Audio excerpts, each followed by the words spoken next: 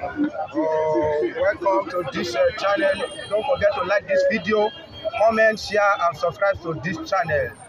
Mr. Chinedu, it's like an issue of identity. It's very, very important now because they can steal your identity at any time and even steal your inheritance. As we have it in the north, that the Hausa, heritage have been stolen since 18th century, and their identity, the only thing that they can identify is just their language and just their name. Nothing. Politically, for they are the not there. Hausas. Economically, they are a zero. Now it's like they are now awakened, and there is a conflict between them and Fulani. Do you think it is time for Hausa people, to claim the name of their father, to reclaim their land and identity and their political value? Don't you think it's not too late? Is it not too far? Well, it will be very difficult one for them to achieve it, to return their land to what it used to be called Hausa land. That is what they call them. They call them Hausa land. You know, Hausa language is spread all over 13, 15 countries in Africa. Hausa language. You can't say it like Fulani. Hausa language is spread. I think I'm aware that it's the most speak language in Yes. I'm telling you, Hausa language. So, but you know what happened is that people begin to wonder when Uthman Dafodio came in and was able to destroy the entire Hausa land in less than 4 years. That's embarrassing everybody, you know, introducing Islam to them, and from there they use it, telling you categorically that the average Hausa man that has not embraced the radicalism of Islam is peaceful. I think honest and straightforward. Basically farmers. You know, they are not this conquest-like attitude. They don't have it. You know, but because of their peaceful nature, they were able to spread within testing. Peaceful. They were able to do business and spread within. You know, most of the things that you see, that the consciousness that came to Hausa land was when, you know, that Aziz was the capital of Nigeria. Talking about Zungeru. Zungeru was the capital of Nigeria. From Zungeru, we moved to Lokoja. From Lokoja, we now came to, you know, where we are today. You know, so Zungeru, as at that time, was the capital, and it attracted people, and the Hausa begin to get themselves involved in, bringing themselves close to civilization. You understand? That was how they imbibed that spirit of struggle, like any other tribe who want to survive at the end of the day. So, but somewhere along the line, they thought that they were having a peaceful environment with the whoever that's around them, and before you know, we started hearing Hausa Fulani. Initially, it was Hausa land. So when we start hearing Hausa Fulani, it was introduced by when they begin to take over their land under the pretend that are this and that. Not the same way they are pretending in the southern part of the country. Because there's already a mandate given to them by Uthman Dafodio that this is the ultimate. Imagine going to somewhere and tell them, and they're preaching that place is now get them until they reach there. Until the sword enters there. Enters the ocean, Atlantic Ocean. Bro, you know what I'm telling you? It became to a point that before you know it, they have overpowered them, and in a few times they saw that they were being killed. They kept quiet. They didn't know what to do. They didn't know what to do. But one day, there was a broadcast within the northern part of the country, and that broadcast, if they can be honest with themselves, bro, now person they give person knowledge. As I dey here now, person I have to learn from somebody. That is true. Person say A na A, me I don't know say A na A before. That's so. Person, somebody have to tell you say B na B before you say okay, B na B. Somebody have to teach you how to drive before you can drive. Somebody will even teach you how to eat before you can do what? Eat. Yes. So virtually man learns everything. It depends whether you are going to learn from the positive side or you are going to learn from the negative side. But the source of this world, humanity, civilization is to keep existence going. And when Mazi Nnamdi Kanu was talking about this thing, I said, okay, I will start trans. And people begin to say, how come? Is it true? Before they know it, it was that awareness that angered the Fulanis, and they become militias. Because they felt that, if they don't take it by violence, they will continue to get that consciousness. They also continue to get that consciousness that, oh, this is what it is. This is the reality. Before you know it, they started killing the Hausas. For several years, the government of Nigeria could not protect them. Everybody kept quiet. Nobody was happy. I remember when the CIA agents broke the news, the gathering that was taking place in the north. The federal government never thought about doing anything about that time. But when it became a reality that, even their leaders were systematically eliminating the forces within Middle Belt, Middle Belt had to say, we are not part of the Northerners again. We are pulling out, and they formed Middle Belt Forum. And they said no, because there's no Hausa governor anywhere in the north. There's no Hausa emir anywhere in the north. They say Middle Belt is not going anywhere. They are part of the north. But you remember that it was the same Middle Belt that connived with these Fulanis, disease of Hausas from the Niger, and they joined forces with other international communities, and they led a war of Biafra Civil War.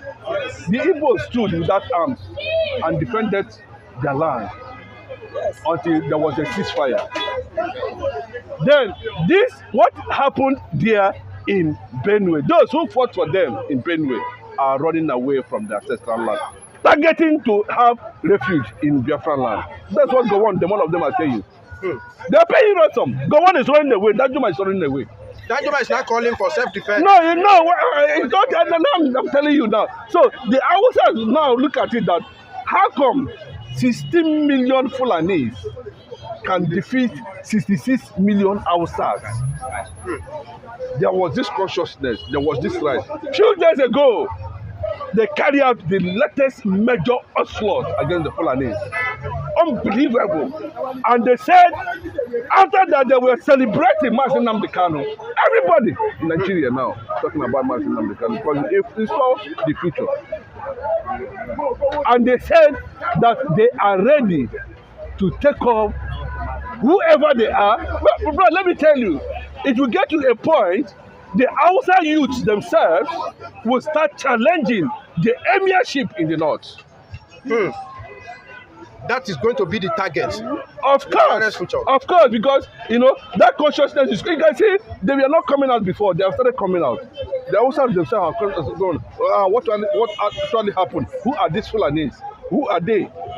How do they come in? Yes. Why is it that Hausa cannot be the emir? Why is it that Hausa cannot become governor? That is the game. So you can see, bro, these guys are very calculated. They're educated. Most of the Fulanis are educated, even though they have their arms of military. They used to operate. When they are conquering you politically, they are using their military on ground, to do the other side of the conquest at the same time. As simple as that. And the political conquest we are seeing today, this political conquest that is going on. You can see when you look at some of the governors in the southern part of the country, you know where they are coming from. Look at Hope Uzodinma saying Igbo should forgive him. RPOB is not innocent. You know where you're coming from. And look at some of them too. Looking at how Hope is confessing now. They are keeping quiet. Hope is confessing. Hope is confessing now. Time for confession. Yeah, it's time for confession. Hey. You understand? But because one man said no. Are they not talking about Mazi Nnamdi Kanu in Burkina Faso? Are people not talking about him?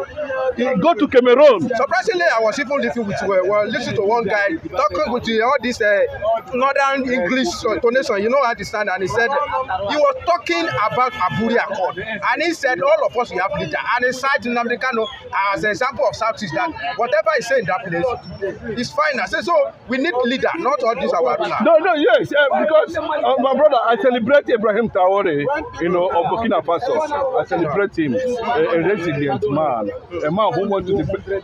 Bro, bro, you can see what a whole president of France is saying, that Africa is not right to rule themselves.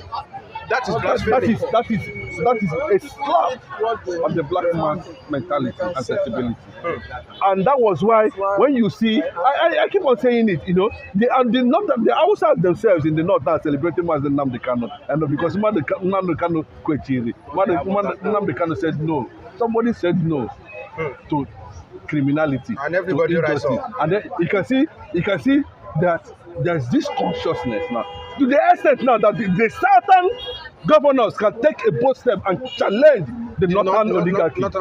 Politically. That's why I wanted to even go that. Have you seen that Tinubu is making the whole Nigeria see Fulani as the tribe that want to take the whole Nigeria by force, and is trying to put them at their place. No, we cannot take that from at the likes of Atiku and the likes of Erufai. You know, even though I'm not a fan of Tinubu, you know, you understand, they should not threaten us with their political agenda 2027. The North should please excuse the South. The North should please excuse the South. When I'm talking about the North, I'm not talking about, because I don't see any Hausa governor, I don't see any Hausa here, and I'm seeing the major political actors from the North are Fulanis. So when I talk about them, I'm talking about Atiku, I'm talking about Erufai. They should excuse us for now. As simple as that. Me, I'm not supporting Tinubu. I'm not supporting Tinubu, but Atiku, Erufai, Kwankwaso, and the rest of them, please excuse us for now. As simple as that. That's the game. You understand? Whatever it is, excuse us. And whatever game Bola Ahmed Tinubu is playing on the area of trying to make sure that the Fulani dominance of strategic position within the Nigerian space, in terms of custom, chief of army staff, whatever it is, Shetima refused to come and welcome Tinubu.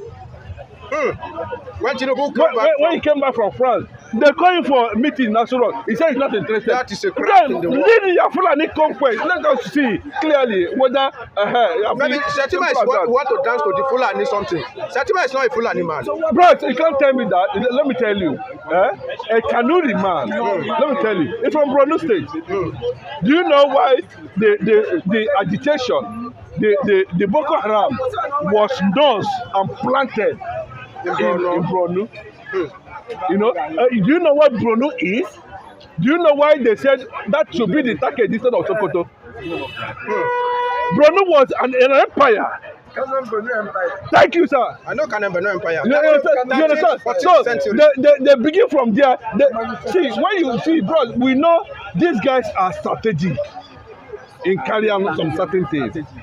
I'm telling you, you might not understand where they are coming from, but it's gradually becoming very clear to the consciousness of Nigerians because of the internet. Without internet, how would an average Nigerian know that there's an uprising? The Hausa youth has risen against the Fulanis. That has taken, if you look at the number, you know, middle belt is gone, forget. You know, the only thing that's remaining now is how the Hausa youth themselves are going to struggle for relevance. And with some Hausa elites who are already on the run, because you dare not. In fact, the Fulani have swallowed Hausa to the extent that some of them they are even afraid to identify with their tribe. Look at Tajuddin Abbas. Tinubu, I think Tinubu purposely sought for Tajuddin Abbas. He's an Hausa man. But when the man wanted to come out, instead of him to boldly say that I'm an Hausa, he said I'm Hausa Fulani. Which Nigeria we have long time ago. Hausa is Hausa, Fulani is Fulani. Bro, there's nothing like Hausa Fulani. Fulani is Fulani, Hausa is Hausa. What we say is Hausa, and when their land is called Hausa land, that's the beginning. The concept of Hausa Fulani, we know when it started. Because they are oligarchy that came. Yes. So when they came, they took over and planted that Hausa Fulani in ideology, oligarchy, and the people are already lost because every Hausa man around Kadede.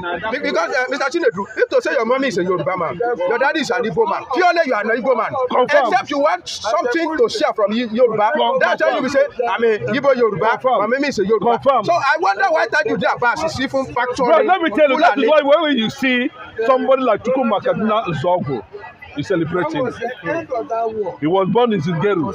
He grew up in Zingeru.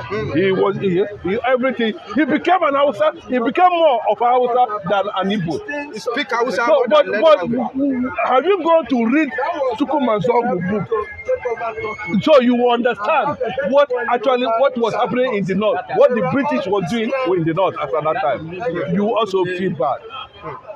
I can tell you. But unfortunately, we are having this relationship, you know. I don't know how, because when you look at it, the Yorubas themselves, as it stands now, still have some elementary now link. Religion, they don't know how to separate politics from religion. So that religion carries a lot of things. Religion, they use that religion to carry a lot of things. The true religion, they can steal your identity, they can steal your political power, they can steal anything, your economy, everything, identity. How can they sustain conquest for the past 40 decades now? There's no shaking. Every day Nigerians are dying. That means there is something behind it. Some people are powering and pretend and say there's insecurity in Nigeria. Who tells you there's insecurity? Are we going to pretend? How many times have Bola Tinubu sacked service chiefs? How many times did Buhari sack service chiefs? Why have you not stopped the insecurity up to this moment? And still, in the east, people are running. In Yoruba land, people are running. In the middle belt, people are running. They say it's Mazin Nnamdi Kanu. They say it's Simon Ekpa. But then, bro, you can see that Nigeria can never be one. Until you say, okay, if their problem is why we are killing people is that they want their caliphate. Bro, why not give them their caliphate? Let their Boki have their caliphate. So that anything they want to do, they do. Then you said no, and let people use their blood to sacrifice for something they know they would have gotten on a platter of gold. And that's my message. Thank you very much.